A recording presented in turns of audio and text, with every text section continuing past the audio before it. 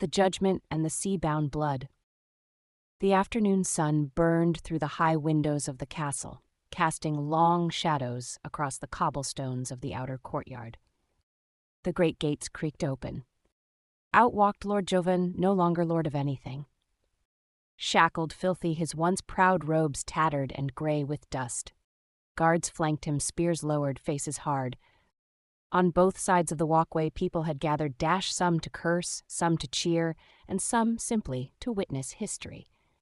Nobles and commoners alike, foreign soldiers and local villagers. They had come to see justice made flesh. Cries rang out. Traitor! Murderer! Shame! Enemy soldiers from the steppes raised their voices in fury. One of the Viking shield maidens let out a fierce cry of triumph. The chieftainess stood unmoving, her voice sharp and thunderous. May your name rot in silence. Beside her, the great Khan's face trembled. His teeth were clenched, tears pooling in his eyes. But he said nothing, only stared, a killing glare that could wither stone. Bari stood behind the crowd, one arm wrapped gently around Luma's shoulders. Vincentius narrowed his eyes. Lady Marlene stood at the rear, weeping quietly beside Carly, who could not stop the tears running down her cheeks. Kristoff stared without blinking.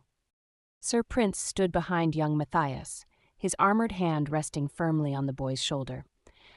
King Francis watched from the top of the marble steps. His daughter, Princess Kayla, stood beside him, lips pressed in silence. As the final gate groaned shut behind Jovan and his escort, the noise died down. The echo of iron bars slamming closed marked the end of one chapter.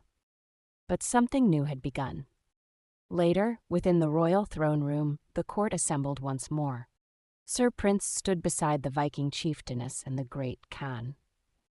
Nobles lined the chamber, their silks brushing stone. Lady Marlene stood near the center, her eyes red but resolved. The chieftainess spoke first. It is finally over, she said, voice calm but heavy. Justice has been served. Those who perished can rest at last. The great Khan nodded slowly, fists trembling at his sides. I wish I could kill him myself, he muttered. But death is a mercy. Letting him live is punishment enough. He stepped forward, looking to the king. King Francis, I would request an honor, a funeral for my son. Sunrise, though I cannot reclaim his body, let him be mourned here. King Francis rose, solemn in golden robes. As I promised, you shall have it, great Khan. I am sorry for your son, for everything. Marlene's voice broke the silence. I am sorry for all of it. I thought I could change him, but he only changed me. I hate what he became, but I once loved him. The chieftainess turned to her gently. You are not him, and you are not to blame. She placed a hand on Marlene's arm. Your heart has touched more of us than his sword ever could. The king turned to the gathered leaders. To honor peace, our realm will repay what was taken, food, supplies, medicine, aid. The chieftainess nodded. And we will give in kind, furs, tools, weapons. We came as enemies, but perhaps now we can be more. The great Khan added, we are rich in iron, flax, and fire. You are rich in food and water. Let us trade instead of bleed. King Francis raised a hand. Then let it be known. The war between us is officially ended. The court burst into cheers. Sir Prince and his Templars crossed themselves. Lady Marlene wept with joy. That evening, in the torchlit courtyard, Carly wandered alone under the darkening sky. The shadows of the castle stretched long behind her. She pulled her cloak tighter, lost in thought. Then, from across the stone path, someone called softly in a language Carly had not heard in years. Wait, your face, I know you. Carly froze.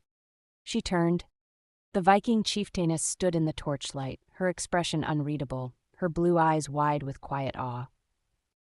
The girl's lips parted, her own voice strange in her mouth. She spoke the same language -1 she had buried long ago. Excuse me, ? Their eyes locked. The world seemed to hush. And somewhere deep within Carly's heart, the sea stirred again.